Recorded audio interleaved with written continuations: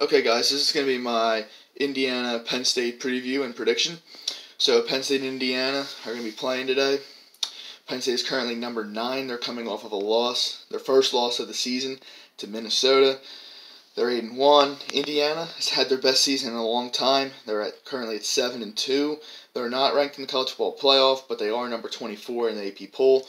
The last few games, they haven't really played a really great teams, but they have been able to take care of business. They were able to, in my opinion, beat the 4 worst teams in the Big Ten: Nebraska, Maryland, Rutgers, and Northwestern, and they were also able to win all 3 non-conference games. They tripped up against Michigan State at Michigan State in a real close game, and then they lost to Ohio State in a big loss, 51-10.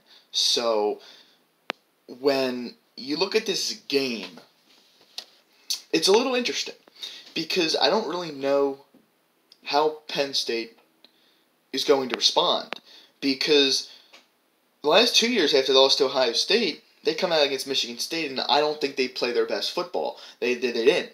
And I feel like part of it could be, Penn State comes out today, and they look like they correct those mistakes. They come out firing. They're mad. They're pissed off that they lost to Minnesota last week, and they come out and they take it out on Indiana. And then part of me thinks Penn State comes out deflated. They lose their confidence. They don't, especially with a noon start, they just don't have any energy. The crowd tries to get them going, and maybe they stumble. I think if they had beaten Minnesota last week, I think this would still be a tough game because they would be probably looking ahead to Ohio State a little bit. Indiana has a matchup problem with Penn State a little bit. Penn State has a matchup problem with Indiana in the sense that Penn State has a decent defense, but the one area of their defense that is probably their Achilles heel is the secondary. Their secondary has not performed too great this year. There's been a lot of games, Kenny Pickett, he had an amazing day. Shea Patterson, he turned it on. Well, how come, this is a trend, and it's called a poor secondary that average to good quarterbacks are able to take advantage of. Penn State hadn't really faced a great offense until last week. Faced a good quarterback with 2 really good receivers, that's what happens.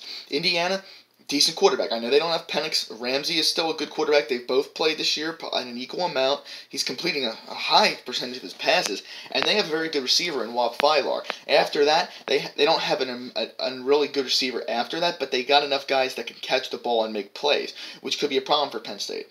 Now, where Penn State has been very good this year is in the category of rushing defense. Indiana has basically one running back, Stevie Scott. They don't really play anybody else. He's had a decent year, but he's the only guy who gets a lot of the carries. Penn State has had a decent running defense. It's actually 3rd in the country, top in the Big Ten, which is very good. So if they can do that, that's great. But they also got to get stops in the passing game. I think that Penn State's got to evaluate what they're doing at corner, because it looks like Tariq Hester-Fields has regressed a lot. He's not playing well. He was pretty good last year. He's pretty good in the beginning of the year. And John Reed, he looks like he's kind of plateaued back in 2016, and he's staying there. He hasn't really gotten any better. He's just kind of staying at put. Now, Indiana on defense, in my opinion, it's very average. I don't think it's great. Nebraska got over 500 yards on them. Maryland put up 28 on them. Michigan State put up 40, really 34, but still a lot of points. So I think Penn State's offense can really do a long way to deciding the game. If they can really go out, finish drives, make plays, if they could get to like 38, 40 points, I just don't see Indiana being able to get that many against this Penn State defense. Penn State, last week, they got over 500 yards. They just weren't able to finish drives. That's the focus. It's not a trend like the poor passing defense, but let's not make it one. They got to be able to finish drives, move the ball, and do what they're supposed to do. This Indiana defense isn't bad. I just don't necessarily think it's great. I think Penn State's offense is a little bit, it looks worse than it is, especially going into last week, because of the defense it's played.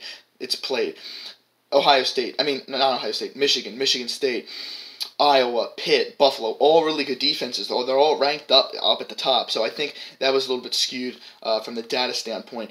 Overall, I think it's going to be a tough game. I think Indiana's going to make it pretty close, but I got a 35-24. I just think that Penn State's going to make some of those plays that it didn't last week, and I think that Penn State should be able to get more pressure. That's a thing that Penn State's been struggling to do, but I think they changed it today. I don't think they live in the backfield, but I think they get an adequate amount of pressure. I think if they can do that, I don't think they're going to be able to pick Penn State apart as easy as Minnesota was. So they got 35-24. I think it's going to be a little close, but I think at the end of the day, Penn State pulls away and they get their 9th win of the season.